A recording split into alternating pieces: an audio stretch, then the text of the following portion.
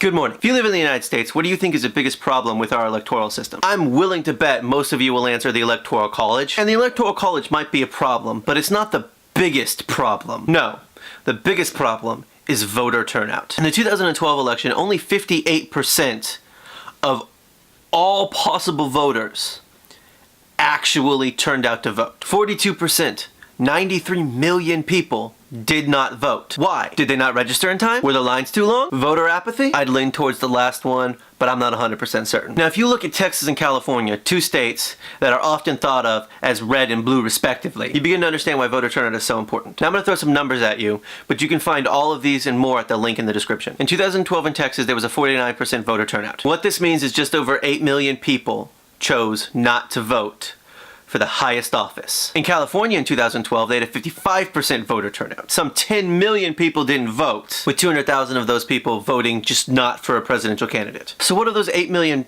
Texas non-voters? Did they vote just not for a presidential candidate? Either everybody who cast a ballot in 2012 voted for a presidential candidate in Texas, or Texas doesn't track those numbers.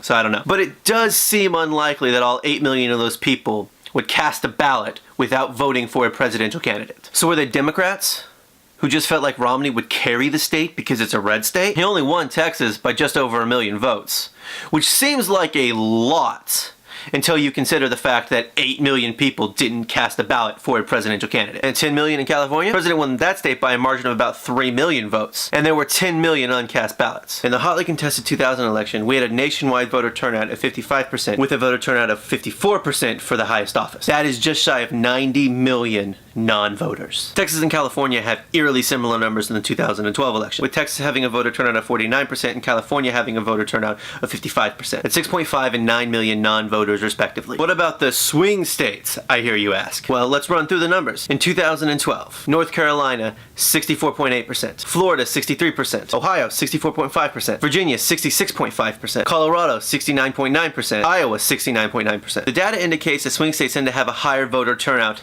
than the national average. Although this isn't true for every swing state. And the reverse is also true. A high voter turnout does not guarantee you will be a swing state. North Dakota is a red state and has 60% voter turnout. And DC had a 63.9% voter turnout and it's blue. So what does all this mean? In 2012, could Mitt Romney have won if those 10 million votes from California had been cast and gone his way? Well, no. Even if with its 55 Electoral College votes, Romney still would have only had 261 Electoral College votes to President Obama's 277. But 2 or 3 blue states having a higher voter turnout and going his way? And Texas could have shocked everyone if 1 million of those 8 million non-voters had come out and voted for President Obama. So why don't people vote? My personal belief is that it's the media cramming down our throats that swing states are the only states that matter.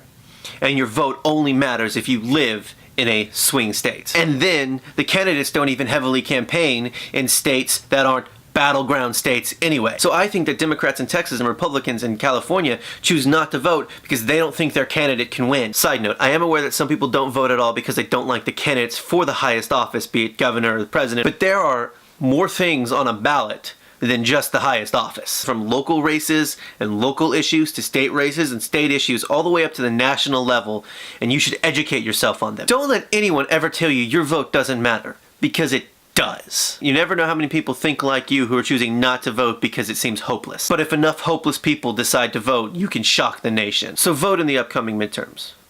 Vote in 2016. Just vote. Every vote matters. Thanks for watching, and I'll see you on Wednesday.